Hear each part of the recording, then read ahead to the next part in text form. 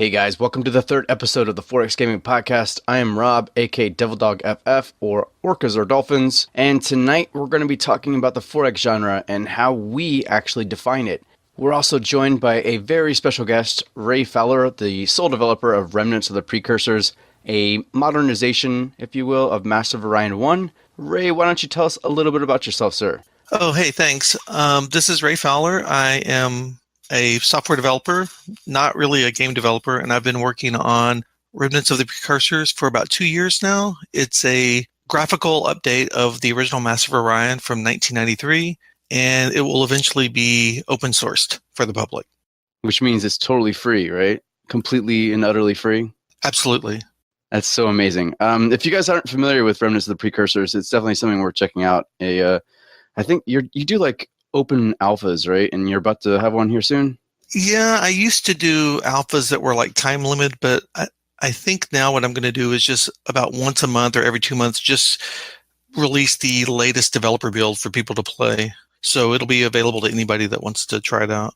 Yeah, I'm a huge fan of Massive Orion 1 over Massive Orion 2, which is something I'm sure is going to cause a little bit of debate.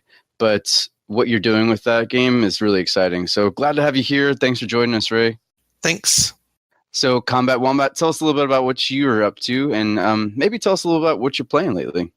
Oh, man, Space Empires 4. I never stopped playing Space Empires 4. Right now I'm in one multiplayer game. It's a 3 of us versus a very high-level AI. So far we're doing okay. Kirkus Maximus. For some reason I'll never understand, and perhaps something to do with a sale, I got the expansion to Star Drive 2, and I'm giving it another shot. So on a scale of 1 to 10, 1 being torture and 10 being ecstasy, where are you on that? Well, the original Star Drive 2 was mostly unplayable because of the ground combat, and apparently this gets rid of it, but I just started it, so I'll get back to you on it. Excellent. I look forward to hearing your impressions. Tortuga! Tell us what's going on, man. Yeah, well, we have that Dominions 4 huge multiplayer series going on, so I've been playing a bit of that. And just because that's not enough, I've also been trying to get through a playthrough of Aurora Forex. And I would say that that is a difficult game sometimes to, if you don't play it for like over an hour in a sitting, you lose so much momentum. Yeah, I've never actually fired it up. It's free. I should probably try it.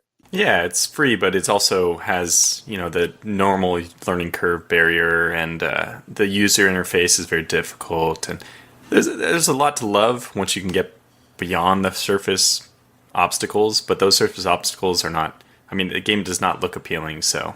I have crappy memories of an afternoon spent trying to figure out Dwarf Fortress, and after like 4 hours, I vowed never to play that game again, and to basically make fun of anybody who does. Yeah, I think that's what they call Aurora 4X is Dwarf Fortress in space, right? So there's some similarities there, but I would say you have a little more control, and I prefer it personally. It's extremely punishing as well. If it will let you do terrible, terrible things and let you make horrible mistakes that will strand your ship in the middle of nowhere with no fuel, no air, and everybody dies. Yeah, that doesn't really sound very fun to me, so this stuff has never really been very fun for me. Anyway, back to the subject at hand. Let's talk about Forex games and really get down into the mechanics of it and what really defines Forex over, say, turn-based strategy or real-time strategy, and try to figure out what the hallmarks of the actual genre are. And before we do that, let's take a quick visit down history lane, and then we'll get into Combat Wombat's initial thoughts. So back in 1993 for Computer Gaming World, this guy Alan Emmerich, who you may know as one of the lead developers for Massive Orion 2, was previewing Massive Orion 1, and he came up with the term 4X. I'm sure everyone's so familiar with this, but 4X being explore, expand, exploit, and exterminate. Then fast forward to today. We've had dozens upon dozens of 4X games, and there are people even, like contemporaries that doing other podcasts even, that may not necessarily agree with the 4X term. So now let's take the term 4X and really dive into it and try to dissect it a bit and explain what makes a 4X game. So Combat Wombat, tell me, what do you think are some of the defining characteristics of the 4X genre? Well, so everyone else is going to dive into the individual X's, but I think having victory conditions outside of a total like domination war victory it's just an absolute must-have in any 4X game. If you can't win a peaceful victory, then you're not really given any options, and it's not that much of a game. Yeah, there's a lot of controversy as well in terms of the verbiage 4X versus Empire Builder. Right, and I think that's where some heartburn takes place because, some people don't necessarily because you can use the 4X term for nearly any strategy game that involves exploration. So, you could even use 4X for that, that new Northgard game. You could go to maybe even StarCraft if you wanted to really loosely use 4X terms to define a game. So, Ray, what did you have? Well, I think that's kind of a real stretch. To me, a 4X is basically a sandbox where the player starts off relatively small and ends up large, and he's competing against computer or other human opponents that are doing the same thing, and with the end result being to conquer the world. To me, that's like the essence of what a 4X is. So how does that compare? You said StarCraft isn't one, right? And I think we'd all agree, but couldn't you say that all those things apply to StarCraft? I think to Ray's point and to Combat Wombat's point is that Ray mentioned scale, which I think is important. A lot of those games tend to be RTS-like and deal with individual units and individual buildings, and 4X games tend to have a larger scope than that. And they also have victory conditions outside of just wipe out the enemy. Although world domination or galactic domination or intergalactic domination, as the case may be, is often tends to be the end goal, but it isn't necessarily that. Well, and so if we can go back to Master of Orion 1, where the term started, that was the only goal. So I know that 4X has expanded to become a genre where there are multiple win conditions, but the very first 4X games had just one. So, this is where I think the term is so loose because a 4X game now today, yeah, you're expecting more than one combat victory or combat victory condition. Yeah, because that makes sense. More than one victory condition. But when we started the genre, when the genre got its name, it really was nothing more than a war game. I think the genre is only just, more recently living up to what it should have been. I think Civilization 2, maybe Stars, is where the genre really started. Yeah, I think I want to disagree with Rob a little bit because even though Master of Orion was called the first 4X, probably the first popular 4X was Civilization, and it had 3 different win conditions, right? You had Conquest, I believe you had the United Nations victory, and you had a technological victory where you would launch the spaceship. So I don't know if it's always just been Conquest. Okay, so you're right, Ray. You got me. You're right. But there has been a focus on extermination for most 4X games up until recent. And I think Civilization led the way with multiple win conditions, but the average space 4X definitely, I think, up until, in fact, I can't remember where it may have divided, but you got some of the classics like Ascendancy that we talked about before, Master of Orion 2, Stars, some of these original 4X space 4X games where there was only one win condition. To be clear, Master of Orion, you could also win by getting peaceful unification by becoming Galactic Emperor. The other thing is that a lot of it is because the early 4X games pretty much came out of straight war games, right? You look at the board games that inspire the computer games that we have now, and you look at Stellar Conquest and games like that, you see it was mostly just some other engine going on behind a war game. But now we are seeing what else 4X can be for us. I think we're also kind of tunnel visioning on just the victory conditions. That is definitely one thing that a 4X game can have is different victory conditions, but in my opinion, it's almost not at all the defining. If we just think of the 4Xs, the reason why that 4th X was Exterminate is because Masters of Orion wanted to emphasize combat. And as Ray was saying, we have Civilization who came along and has done an excellent job promoting different victory conditions, but I don't think that that's necessarily what defines the genre. And I would say it's more what Combat Wombat was saying about scale. That was you, right? Combat? I forget, but No, I was victory conditions. okay. Was it Ray then who said scale, or am I making this up? It was No. Ray. Okay, It was yeah. not me that said. I think someone else said skill. Sorry. Somebody said scale, and I think that that's really important when you start small and then expand like that. I think that's very 4X-ish to me. Is that you start with one city, you start with one planet, and you get bigger and bigger, and the victory condition be damned. It's just I want to sandbox it. I want to be my own empire. I want to expand. I want to grow. So yeah. Yeah, I thought Ray said scale, and if he didn't, then I guess I misheard him correctly. And he also mentioned the sandbox aspect as well. And it's just usually the scale of the sandbox is what gives you that 4X feel. Well, I maybe I misstated it by saying sandbox, but I guess what I'm getting at is there wasn't really an asymmetry, right? You and all of your opponents kind of started at the same level, and you had to kind of go out and discover them. There's a lot of games where there's an asymmetry, and I think the earliest 4Xs didn't have that at all. Right. So if we consider what I would consider the average 4X game, you start like Tortuga said, from that like humble beginning of just one city, just one planet, and you start sending out your scouts, whatever they may be, terrestrial or scout ships, and you start exploring your surroundings. And I think that is what the core of 4X is humble beginnings and a sound exploration mechanic that really kind of opens up the world progressively.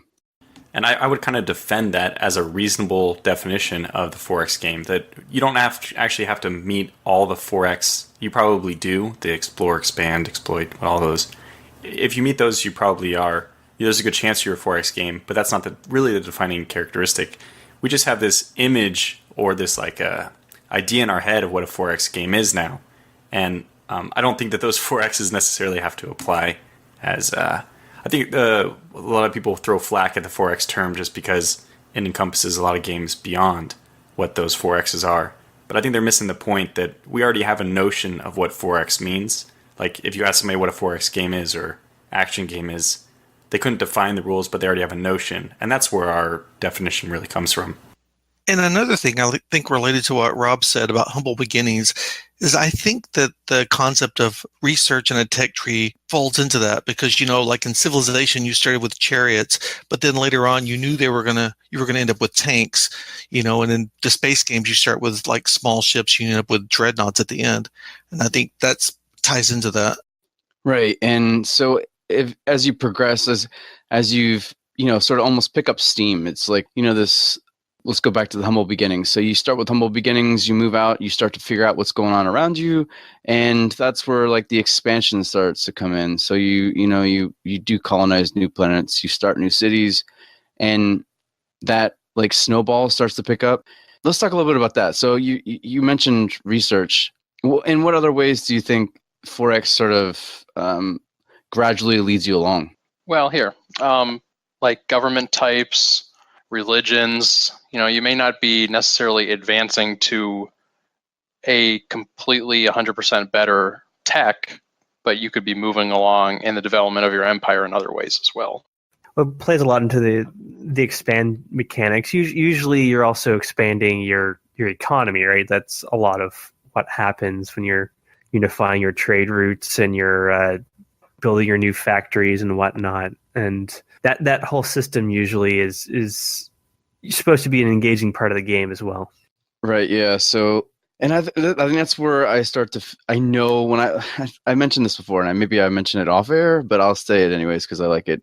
But like there was a rather popular, or maybe not even popular, but just a well-known saying by a senator about pornography that you couldn't really define pornography, but you knew it when you saw it.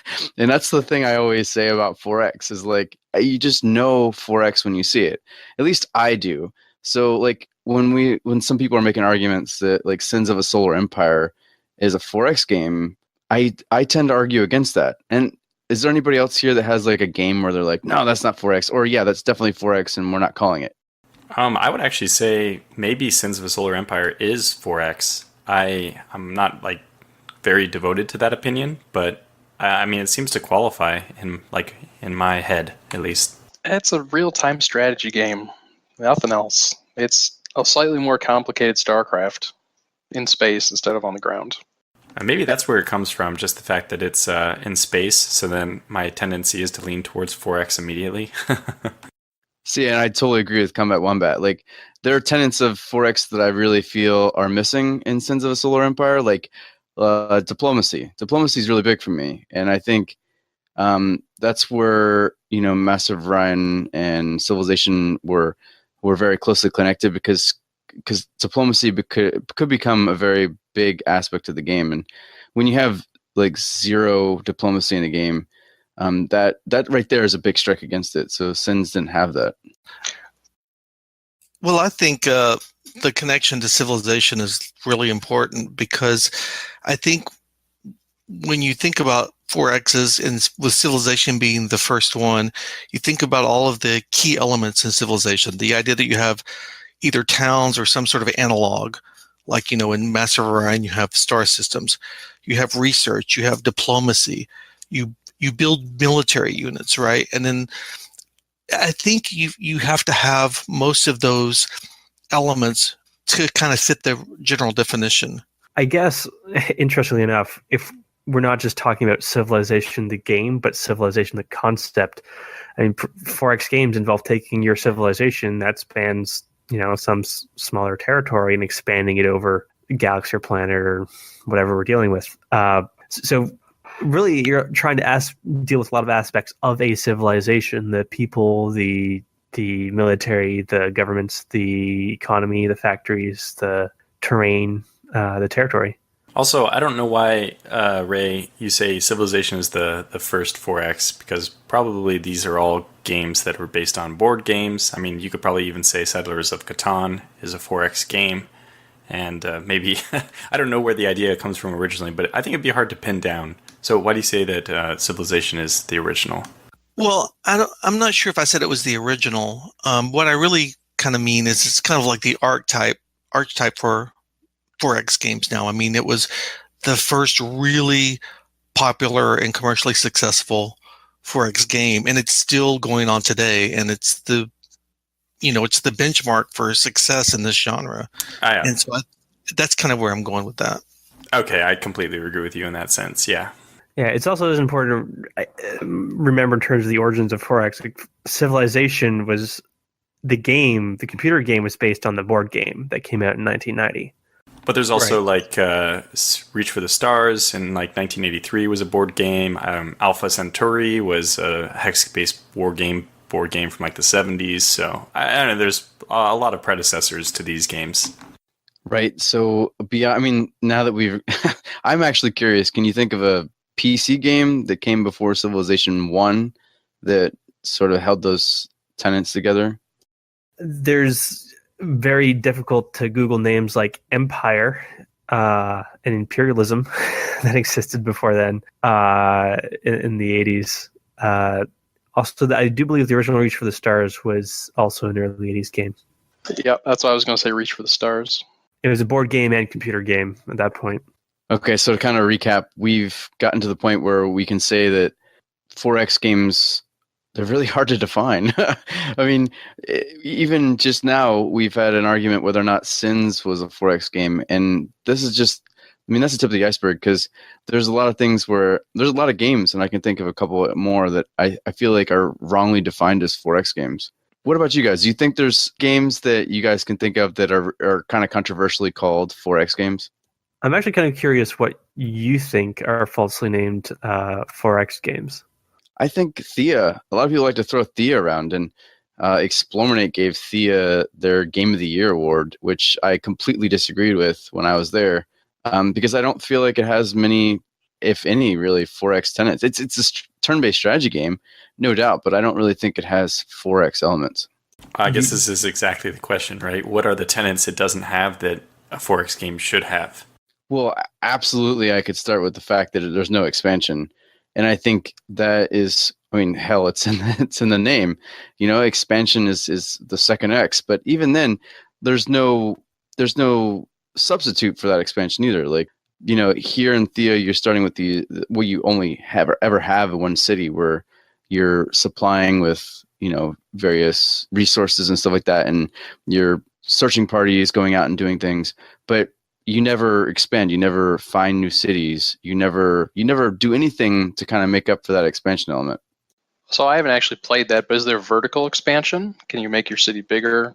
To a degree, but it's also limited. I mean, like, you can add defense buildings, and you can add various farm types and stuff like that, but it's most certainly the most underdeveloped part of the game. And for me, I think that portion of the game, because that's one of the things we started with. We said, hey, you start from humble beginnings and you go on to become bigger, better, and stronger. And with Thea, that never really happens. So while I think that it's I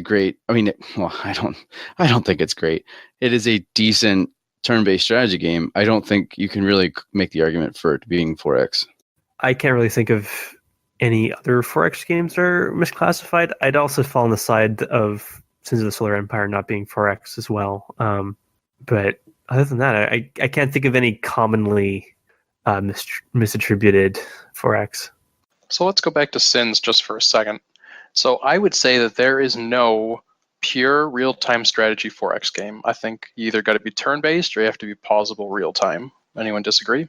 I wouldn't disagree necessarily, because you do have multiplayer games that have, like the Paradox games, where you could have pausability, but you can remove pausability for multiplayer games. But generally, you need, at any point, you should be able to evaluate all your options, which is very important, which is basically impossible to do in a real-time strategy. Well, although I want to agree with you, I feel uncomfortable agreeing with that. I think that it's possible to have a 4X game that's real-time. Like you said, you would just lose some of the ability to analyze as deeply as you would in a turn-based game. Can you think of any examples of a pure real-time game that you would count as 4X? No, I can't. Like I said, I'm disagreeing with you in theory. It seems like it would be possible to create a game like that. Yeah, I think we can make up an example right here. Let's just take Distant Worlds, and now let's pretend that it's not possible. That would still qualify as a 4X game, in my opinion. It also qualifies as torture, in my opinion. But yeah, it'd be unplayable. It wouldn't even be a game. It'd just be an exercise in futility. I don't know. I don't see why that's the case. Let's pretend. Okay, so let's let's continue to buff this example with. Let's make the interface very good. Right-clicking can actually do things besides. Things are context sensitive, etc. Then maybe you could actually play a 4X game out of an unpausable Distant Worlds. Or what about Stellaris? Stellaris does have more granularity to it that does allow a little more flexibility. If you slow it down enough, you should be able to do it. Yeah, or even, okay, I'm going back to Distant Worlds, but now I just thought of, what if you leave on a lot of automation? Is it 4X game still? I don't know, but... Yeah, well, I guess in the case of Distant Worlds, the problem is that automation cannot be trusted. So if you had the ability to have, leader characters that you could assign jobs to, and you could depend on them not sending your fleet right into the sun, then yeah, I could see that working as well. Yeah, I think I'm just disagreeing on a theoretical standpoint, but practically, I don't know why, but I just can't imagine a game that would be 4X that wouldn't at least be possible. And so it's just like a theory thing that I disagree with the comment. Like, in principle, it exists, but probably practically it won't. I just don't see what advantage there would be to removing the pause button unless you're trying to make the player's attention part of the game mechanics. Yeah, and I'm trying to remember too. Like, I know every real-time strategy game that's 4X-ish, I can consider are pausable. Star Drive 1, Star Ruler 1, Star Ruler 2. I just can't think of anything that even fits that. Yeah, going back to your argument, I think I'm agreeing with Tortuga. Yeah, it definitely seems to be a theoretical thing. We just can't name any because we don't think any exist. And probably even what Kirkus was saying, there doesn't seem a point to making 4X games non-pausable, because all you're doing is eliminating the decision point or the ability for the user to make a well thought out decision. And I think that's part of the 4X thing is giving the users a lot of a lot of these things are abstracted to be like happening in years or whatever. So you would have that time if that was a reality. You would have plenty of time to make those decisions. So it affords the player like an infinite amount of time to make those decisions, like to kind of parallel, one turn being 3 months or something. Right. That is a big part of the appeal. I agree with that. It's also what kind of drives me nuts about real-time Forex games as well. Even though it is possible, I always feel like if I'm not watching everything with as much omniscience that I can muster, that I'm somehow missing something. Well, and this is what drives me insane about real time too, is that I have a really hard time balancing my need for things to progress and also seeing everything. So I find myself hitting the space button way more than I probably should. Like Stellaris, I almost have to play on the fastest setting, but then so many things will go by all at once where I feel like I'm playing catch up, but there's a lot of, empty space between those. Yeah, which is why I definitely have a strong preference towards the turn-based variety. I can definitely have fun with the real-time stuff, but turn-based is always where my heart's going to be. So it sounds like everyone kind of agrees that pausable or turn-based is very important to a Forex game, but I'm sure it's not defining because there's lots of games which are pausable or turn-based which are not Forex.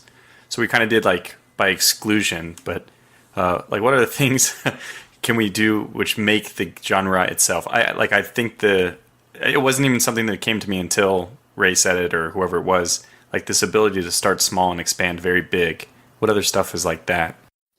I genuinely feel diplomacy is a defining characteristic of Forex, because if you think about any other game, any game really, I mean, you could consider real-time strategy games that are just like StarCraft or any turn-based games that I'm not really thinking of right now. There's a lack of a diplomacy aspect to it, and I think that being able to interact with your opponents like that and make deals, make alliances, stuff like that, that's something that's unique to Forex. And if someone can think of a game or give an example of a game that isn't Forex that has some sort of diplomacy. Age of Empires 2, you've got basic treaty system, you can trade resources. I think what really defines the exploit X is having both a diplomacy system and an intelligence system of some kind. Also, now I'm thinking we also have games like City Builders. You have your Anno series that are real time and have a lot of features of 4X games, but they also tend to be that smaller scale, I guess. Right, yeah. So like Anno, you only you build multiple cities, but it never becomes like this cohesive empire, it really feels like. I think I played Anno a long time ago, like one of the older ones, but that doesn't really have I guess it has some combat. I don't know. For me, immediately, I would say Anno is not a 4X game, and I don't know why. It just doesn't. It's very city builder, and I'm trying to think what's the difference between those two, but maybe the focus is too much internal on a city builder, whereas 4X games are still very much external, which is why diplomacy is so important. Yeah, actually, I think you're onto something there, because I feel like this particular difference might be pretty key, just the difference between the Anno series and what we consider 4X to be. And I think you're onto something in terms of the inwards focus that you find in the Anno series, whereas 4X games tend to be outward focused because you are expanding, you are exploring. Well, and that's why I think diplomacy is a defining characteristic, because there is so much external pressure in these games, and that comes from these other players that you end up. I mean, you just have to interact with them diplomatically. I mean, if I'm thinking about like Galactic Civilizations 2, like there wasn't a game that went by where you weren't wheeling and dealing and trying to interact with these AI players that would either work to your advantage or you would be setting up to eventually conquer. So you made a mention of Age of Wonders 2 being, or I'm sorry, did you say Age of Wonders 2? Age of Empires 2? Yeah. One of those games. But either one of them, like the diplomacy, it was perfunctory. It wasn't necessarily a defining, it wasn't integral to the part of the game. And that's where I think 4X, that is a value that I find in 4X games that I don't find anywhere else. Oh, I would completely disagree. So RPGs, where you're dealing with multiple factions that you've got, a rating with, and you're trading, and maybe even you've got some territory control going on. There's a lot of that in a lot of RPGs that are definitely not 4X games. It's sounding like this is more of a list of things that we need, right? Like, you can find elements of 4X games in other genres entirely, but what seems to be defining the 4X genres is the things that it brings together. Maybe another way to look at it for the diplomacy is, when you hear fans go on to their developer forums and maybe complain about a shortcoming of a 4X game they're playing, one of the common laments is, I don't have enough diplomatic options, right? So I think there's an expectation from the fan base that there should be a really deep and robust diplomatic model in these games. Yeah, and they really don't exist. I mean, I get your point about them existing in RPGs, but they exist in a different form. A lot of that is just normal dialogue between two people or two groups of people, whereas there isn't another particular genre that focuses on one person or a group of people speaking for an entire race like they do with 4X games. Beyond that, I think there's also other things too. Like, I mean, we talked about technology and that like natural progression of the technology tree. And I think that's another defining characteristic, because if you think about any other game, there are, of course, if you go into like StarCraft or something like that, there are technology trees, but they're usually very truncated and they're not very long. Whereas 4X games focused on a progressive enlightening of your people. So I just think that that's also something that you think about when you consider unique aspects of 4X. Kind of a light bulb went off when you were talking about all these things. I think that diplomacy is not the defining. It's not a 4X game because of diplomacy, but it is a very crucial part of 4X games. That's what I would say. And while we were talking, I was thinking about why is that? I think it's another thing we could talk about is the scale. Like a lot of 4X games, they're done over a very long period of time. Like RPGs, every interaction is just in the immediate. Like I'm changing this faction for, the here and now. Whereas in 4X games, you have this focus on an empire expanding slowly over time. I don't know if that's necessarily the defining again, but it might be another thing that 4X games do, is that you have this progression through time, a long period of time compared to most other games, which, war games are just like these battles, this war, stuff like that. I think the interesting question actually you're also raising is that RPGs, you play a character, but in 4X games, who is the player, right? You are existing at the dawn of civilization and you continue until you launch your first spaceship. You're some kind of guiding spirits of the civilization. That's right. You're not really an individual in the game. You're more like, if you think of these games like the god games, you're like the deity guiding your civilization, to success, I guess. Dominions. It gets pretty literal with dominions, but yeah, actually that's actually a decent analogy there, where you're playing a god, right? And that's what you're doing in Civilization. They're just not calling you that. Well, that's another thing which can be part of 4X games, but I think a lot of real-time strategy games, we don't really know who we are. We're just like we're like Command and Conquer. We're just the Nod forces, So we're not necessarily in this sense. It's not exclusive, but well, I don't know if you've been paying close attention to those Westwood era video clips where they told you exactly who you were in the mission clips, right? Yeah, whereas yeah, so but with 4X games, you're a very amorphous kind of being. Yeah, I think you might, that might have been a bad example, but we could say, okay, I can't think of a real-time strategy game where you aren't given a name off the top of my head, but I'm sure that they exist, where you're just, Age of Empires, these are real-time strategy games. I don't think we're ever defined as specifically the king or the empire or whatever. So, yeah, I would say it's not defining, as in, for other games can have this quality, but it will probably also be part of 4X games. A lot of those games, though, you're generally implied to be the general or the admiral or whatnot. Whereas 4X games, you're definitely there's nobody who does what you do in that game, right? I disagree. I think that sometimes you can be seen as the president. Sometimes you can even some Forex games you have to fight against the people or whatever. And if you were just like the god or whatever, and you had total control over your civilization, then maybe that wouldn't be the case. Right. I mean, I'm not necessarily always making the god comparison, obviously, but you take the Stellaris, right, where you have unruly people that need to be dealt with. I mean, you're not necessarily the president because your leader dies and you elect a new one. So you're not the leader. You're some kind of entity besides that. Okay, so maybe, yeah, you're right. That's also a good point. Then what is it that you're trying to say, that a Forex game is defined by the fact that you're nebulous, you can't be pinned down as an entity in the universe? I wouldn't go so far as to say that's how you define it, but I think that's a common characteristic unless people can think of other things. I think that's a great point, actually. You're like this, like the spiritual embodiment of a faction or a country, but you're not necessarily anyone.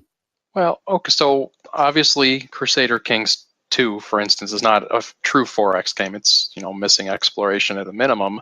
But if you had a game that had that kind of system where you're essentially playing a succession of leaders that are real in the game, can be assassinated, would that stop being a Forex game? Well, I think even there, right, you are a character, you manipulate a character in the game, but that character eventually dies and then you become their heir, right? So you're still not specifically a character. In this case, you're kind of a dynasty, a more abstract concept. Yeah, that makes me laugh. If you consider a game where, like in Crusader Kings 2, you are one person, and when you die, you're done. Like that, game over. That's it. It'd be more like a roguelike, right? Yeah, and that's not fun for anybody. So and that's a great point. Like if you were to carry over Crusader King 2's gameplay mechanics into a 4X, I mean, you'd still make the argument that you're this, like, I don't know, like incorporeal being that just like, has like dictatorial like capabilities over everything. And it's just, like, and that's why, again, like Tortuga's made a really good point of saying that's not the defining characteristic, but it is a characteristic. And I think that's something that we could also apply. That particular aspect is definitely something we can apply to Forex. Well, I think it definitely draws a contrast between Forex games and something like an RPG where you definitely are playing a character. Right, yeah. And even if you were to select, like, say, let's go to the Civilization series, and you are, you're selecting a leader, but again, in this case, like, okay, say I'm let's say I'm Roosevelt in the newest American, or the newest Civilization, and that, the point is that leader starts from 4000 BC and lives forever. So again, you're choosing this like figurehead, but it's not realistic whatsoever. So, I think that's, it's definitely something to consider when you talk about characteristics of Forex. So we keep coming back, and every single time it always ends up at scale. You're not just one person. You're a dynasty at a minimum. You're not just looking into the city. You're looking out at an empire. Yeah, so scale is a big thing about Forex then. I mean, that's something I think we could all agree on, is there's a sense of scale that Forex definitely gets done better than, I mean, it is a defining characteristic of Forex, scale. What do we think is the smallest Forex in terms of scale? If you want to use Age of Wonders, and I don't like it, but if you want to use Age of Wonders 3 as a Forex game, the sense of scale isn't really there. I mean, sure, you get like new units and new magic, but the actual time progression is, to me, it doesn't feel like much time passes. I guess the maps also feel kind of smaller as well. Yeah, I was going to say Heroes of Might and Magic would be probably one of the small scale ones I can think of. See, and this is where we can argue, but I'd argue that it's not, Heroes of Might and Magic's not a 4X game. And I think it's mainly because there's only one victory condition. It has a very strong focus on combat, and even the like empire management aspects of Heroes of Might and Magic are all geared towards creating armies. Well, I don't disagree, but I still think they're 4X games. Yeah, this is where you can get into mixing genres, probably. It's probably not considered maybe purely a Forex game, but it has a lot of Forex qualities to it, where the ultimate, it's probably more of a turn-based combat type game. I think we're back to Rob's porn analogy where we know it and we see it and we all have a different idea of what it is. Yeah, because I mean, I wish I'd thought about Heroes of Might and Magic earlier when we talked about games that are thrown around as Forex that I don't necessarily agree with. And Age of Wonders is one of those games too. The third one started to kind of incorporate some Forex elements, but I still think that scale is missing.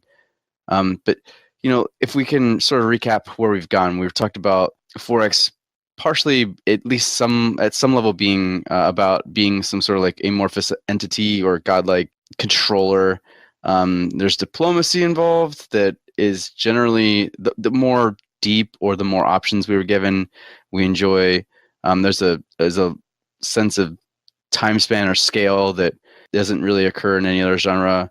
There's an argument for it not being entirely real time because it just wouldn't be fun or manageable. Can you guys think of any other defining characteristics or elements of gameplay that just need to exist for you to feel like it's Forex? Well, I think we're all forgetting about the 5th X experience as told to us by Master of Orion 3. I have to be honest, I don't know what that means. Can you explain? Yeah. A lot of the marketing stuff that came with Master of Orion 3 is like, oh, we're adding a 5th X experience, and then we got Master of Orion 3. Yeah, I don't even know what they were attempting with that. I don't know if the experience, it was just marketing ploy, or if there was actually like an attempt to, I don't know, use experience to like, I have no idea. Actually, I'm going to bow out of this. I have no idea what they were trying to do. I will say that right after Master of Orion 3 came out, when Galciv 2 came out, I think they actually kind of nailed the concept of experience when they had the quests where you would have an alignment that would change over time, based on decisions you made. That's probably the closest thing to that I've seen. That's actually coming up a lot more often with newer games, these narrative mechanic. You see a lot of in Stellaris, for instance, and you saw some of we see a lot of in Stellaris along with Endless Legend, or that kind of experience. But I'm quite sure that's not what they meant with the Master of Orion 3 marketing material. I would say one we're missing is research or some kind of skill progression tree. Obviously, that's kind of like an RPG thing, skill tree, but an empire-wide skill tree is a defining thing for Forex games for me. Yeah, I personally couldn't imagine a Forex game without a research tree. In fact, it just wouldn't be a Forex game to me if you wouldn't focus efforts on particular technologies, or in the case of Age of Wonders 3, you use some of that effort to focus on researching spells and stuff. That sense of progression in that aspect is definitely a defining characteristic. Yeah, I don't think I can think of any Forex game that doesn't have some kind of research or technological advancement of some kind, or technological or sociological or whatnot, depending on the theme of the game. Does anyone else have anything that they would consider important? Well, I'm just going to say it since we haven't mentioned it explicitly. Combat. I think that a Forex game where you aren't allowed to build up a military force or have some kind of combat with other entities is not a Forex game in my opinion. Yeah, I was just thinking about that because we kind of skimmed right over that in the start of this. But exterminating is definitely one of those X's, and it's definitely one of those things that you find in a lot of other genres as well. But again, Forex tends to have that scale that other games don't have. That's why I was saying that maybe that you can use this against city builders, because if you take something like SimCity, there's not any military in that. I mean, there's a lot of Forex stuff missing in that, but a lot of these games, if it doesn't have combat, I can't imagine it being a Forex game. Yeah, the individual units in Forex games are rarely just individual people. Like you see in the Anno series, like the early ones, you could command soldiers around, and you just literally have a soldier that you equip with a musket and order them around. Whereas Forex games tends to have the implication that your spearmen are actually a group of spearmen who are guarding your city, for instance. So on the obvious things that we've overlooked, I mean, exploration would be next on the list. If you know all of the game, physically the map or the universe or whatever at the start of the game, then you're missing that X, and it's just not a 4X like Crusader Kings 2. You know exactly what the world looks like right off the bat. There's no surprises there. I agree, Combat. I think that that's really important because a lot of ground strategies, they're very similar in a lot of ways to Forex games, but I would say that being on a prescribed world, that makes a big difference between, that's something that would eliminate you from a Forex game. Yeah, I'd agree with that as well. Because even space Forex games where you can see the stars, there's still things to find on the stars. You need to scan the stars. You need to figure out what planets are there. And that's all interesting, kind of thrilling information, just thinking, oh, I don't know what I'm going to find behind the star. It's actually interesting enough, that's actually occurred in Stellar Conquest, the board game in 1975. The map had a bunch of star colors, and whenever you arrived at a star, you would pick a card from the appropriate color. Like that's where that mechanic came from in Master of Orion. That's interesting. Speaking of Master of Orion, sometimes I think we sell the exploration phase a little short by just restricting it to the map. Whether you're in Civilization or Master of Orion, you're exploring areas. But at least in the original Mu, there was another aspect of exploration, and that was in research. You literally did not know what technologies were going to be available. And in effect, you were exploring the research tree throughout the game and responding to things you found there, much in the same way you might respond, to finding resources and systems out on the map. Yeah, that's a good point. I really enjoyed the tech system in Sword of the Stars as well, where it was a randomized tech tree where you start out and you have your roots of the tree and you try to figure out where is this going. Even if after repeated plays, you still don't actually know what's in that tree. So you would keep playing and wonder what's next. Yeah, and I think that's what one of my favorite aspects of Stellaris is too. I've played, maybe half dozen games in the last couple months, and each time I go through, I've just rolled different techs. And there's some of those techs that stay in that same like tier of research every time, and I think they're all like tiered. But each time I play, I've gone down a different path, and I think that really helps replayability. Which is also going to kind of segue into my next point. I think replayability is a huge thing in Forex games. It's something that keeps coming back for me. Like the whole reason that I like Forex games is because I can fire up a game and it's very different. It should be very different each time I play. Yeah, a lot of replayability comes from, for instance, the tech tree and also the terrain and what other civilizations you just been locked into the cage with, Galaxy Planner or whatnot. And that's always something you find out, and a lot of it at least gives you the option to not know who you're about to encounter, and gives you a lot of other check boxes to see what kinds of things are going to be there, but the specifics are always hidden from you. Right, and that's where randomization comes into play, where you have like a random map, maybe a random tech tree. You don't know who your opponents are going to be, so if you're like Master of Orion, you have these asymmetric races that all have different abilities. So to me, it's the unpredictability of the RNG that really helps with the replayability.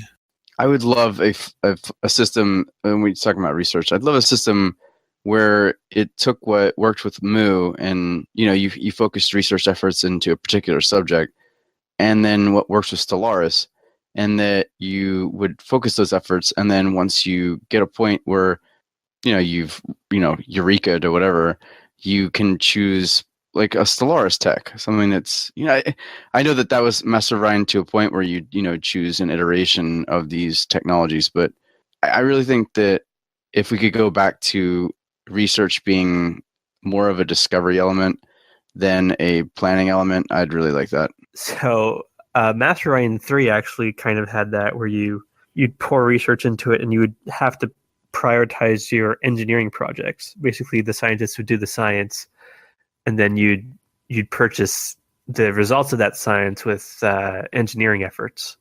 Oh, the ideas. Could have been something.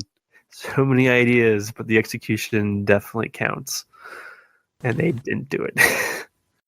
Well, I'm kind of pouring over the different things we've said right now in my head, and I think one of the keys then, it seems, a real linchpin is progression over time and scale. That's what the word I was looking for, scale. So is there a game that is not Forex which has a scale? The one I can think of off the top of my head is Spore, which I don't really know what you'd classify, besides probably an imperfect game. But I'm trying to think of any other games that have this huge scale over a long period of time. You'll probably mention Europa Universalis or Crusader Kings, but those are the only two that come to mind. Maybe some of the God games that were kind of all the rage in the mid-90s, but I'm not really thinking of any off the top of my head right now. I guess actually some of the sim games, which are kind of God games, but Sim Life and Simmers. Well, even SimCity 2000, you go from, the 1900s with coal plants all the way to the, 2100s with fusion power, or Rise of Nations, basically a Civ scale time game, but a real-time strategy. Speaking of Rise of Nations, can we go back to our previous conversation about non-possible Forex RTS? Yeah, actually, just when you said Rise of Nations, I was like, oh, nuts. Yeah, we missed one. And it's one of the best Forex games of all time, in my opinion. And, it's funny because the scale isn't quite there because maps are smaller and, like the sense of general like geography scale wasn't there. And because games are shorter, maybe like the sense of time progression wasn't there yet either. But, I mean, to me, Rise of Nations is one of the best Forex games, or even best games of my entire life. So it's not a 4X game, though. What does it have that Age of Empires 2 doesn't have other than the extra time scale? Well, it has a technology tree that's rather extensive for one, and various ages that you progress through. So does Age of Empires 2. It's got a lot of tech. It's got multiple ages. All right, someone help me, please. I'm out of it. I got nothing. I just want to see the fight, really. Well, I think, okay, so I get your point about Age of Empires 2, but the progression does stop at some point. Remind me, because it's been a long time since I played Age of Empires 2, but don't you go to like the Gunpowder Age and then kind of stop there? Yep, you basically go from, the Bronze Age to the early Gunpowder Age. Whereas, like, okay, so I can see your argument for Age of Empires 2 being 4X. The economy scale in Age of Empires 2 is pretty small. So is it for Rise of Nations. So I guess if I'm going to make the argument for Rise of Nations, you can certainly make the argument for Age of Empires 2. But the sense of scale is larger for Rise of Nations. And I think there was also a focus on borders and diplomacy that just, I mean, granted, the diplomacy in Rise of Nations was also pretty sparse, but it's also, so you could say that that they're very similar games, but I still think that when you think of 4X, again, that whole pornography thing, I see it. I know it when I see it. Well, so you said borders, and I'll give you that. Rise of Nations had a border system where Age of Empires 2 really doesn't. That's the only real difference I can think of. Neither of them quite measure up to 4X for me. But the point is we now have an established example of a non-possible real-time 4X. Well, I think this lends itself to how the idea of 4X, it can bleed into other genres. You can have real-time strategy with 4X type stuff. This is the same thing in music. I think we talked about this just on our own. But these genres are just, what is the 4X genre even for? What's the point of defining a genre? It's because people who play one type of 4X game might like another 4X game rather than just randomly picking another game from all the various games out there. So in my opinion, yeah, okay, we're trying to put things in a box. When there's going to be gray zone, there's just necessarily going to be gray zone. And I think that's fine. It's just impossible to, you can't define what pop music is, you can't define what grunge is, or you can attempt to, but mainly it's what people think it is, which is what is important. Yeah, I was going to make the music analogy as well. I was looking up an artist from my friend because they're asking, hey, what genre is this? And it's like, I don't really know what it's called. It's like, oh, it's either cloud rap, witch house, or dark wave. I was like, I don't know what any of those things mean. And that's okay, I guess. I think ultimately it's a label we put on something to facilitate communication of ideas. So if we're talking about 4X games, most of us know what that means. Is there much point debating what is or isn't a 4X game? Maybe not, but because games are ultimately games and they are all unique and have their own things to bring to their table. So I think it's also important not to get stuck on definitions. These are used as just a means of communicating. And if you want to be very pedantic about it and say, oh, that's not a Forex game, I'm very offended that you would say it. Well, okay, just say that it has Forex parts to it or something. But basically, the reason why we're even defining what Forex is, what real-time strategy is so that we can communicate a general idea. And yes, my exact idea of what Forex is might not be the same as yours, but that doesn't mean that the term is null and void because of that. It still communicates an idea very well. Right. If the criteria for a valid label was for everybody to agree on it, language wouldn't exist. So I think we just need to be okay with it. Be okay with it that we don't have this universal definition. Just be open to cool games that we like. So we're going to sing Kumbaya now? Yeah, I was going to say, that kind of just killed the discussion now. Are we going to talk about something else? So it looks like what we've come down to, and we're not going to be able to define it perfectly, but we've got, from the top, being an amorphous entity, so you control a nation without being a person actually in the game.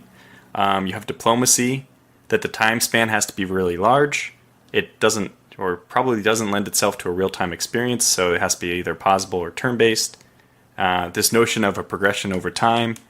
We have research, combat, exploration, and that exploration can mean even exploration in the research tree. And finally, we have replayability. Those are all the things I had for what a Forex game is. Yeah, that's such a mouthful and like a mindful that I think we'll just move away from that for now. I think we did a pretty good job of kind of, defining what we consider Forex games to be. And, like you said, there's little reason to argue. So we'll move on. Tortuga, talk to me about what your most anticipated Forex games are. Well, definitely. I don't know when it's coming out. They are keeping a close lid on it, tight lid, I should say. Distant Worlds 2. I really, really, really want to see that. That's by far the game I'm anticipating the most, like out of any genre, for the future. Combat, sir.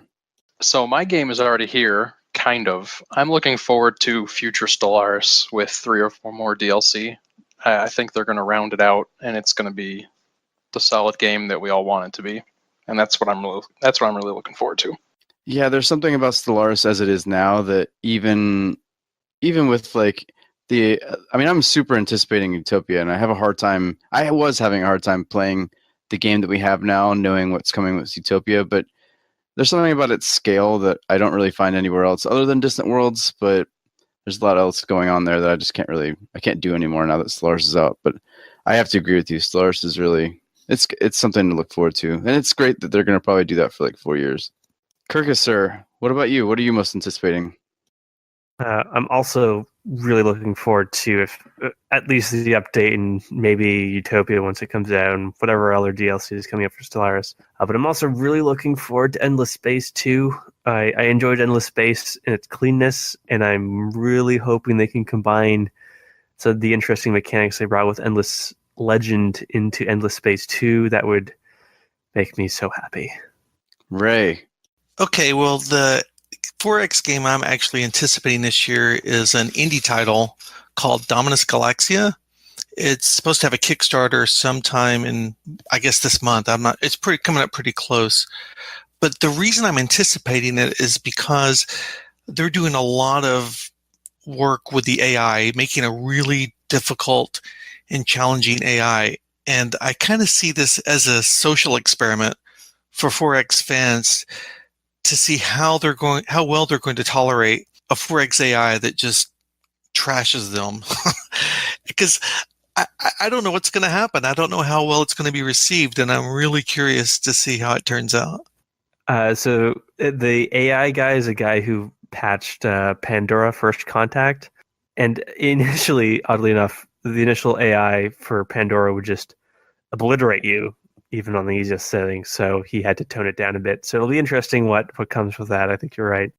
Yeah, I'll agree. I think if we're talking about 2017, I have 2. Sorry. Dominus Galaxia is definitely on the list, and I have very similar sentiments as Ray does, because I'm interested to see if people will kind of catch on to the whole. I personally hate colony management. It bogs me down, and when we talk about Forex games, and we're talking about that like amorphous entity, I don't think that amorphous entity is going to really give a shit about colony development. I think that's going to be something they would automate. If I were an amorphous entity, I would do that. So I'm really excited about something that kind of takes away the focus from colony management and worries more about, empire-wide management. And then I'm really excited about Endless Space too, because I don't think anyone does Forex narrative like they do. And being privy to the upcoming update 3, I'm just really excited for everybody to get their hands on it and see just how well Endless Space 2 is coming together. Yeah, okay, so if it was 2017 since Distant Worlds 2 probably isn't coming out in the next year, I would also say Endless Space 2 because there's a lot of promise there, and I wasn't like amazed by the original Endless Space, but I've seen how things have really done well in the Endless Legend field, so I'm hopeful for Endless Space 2.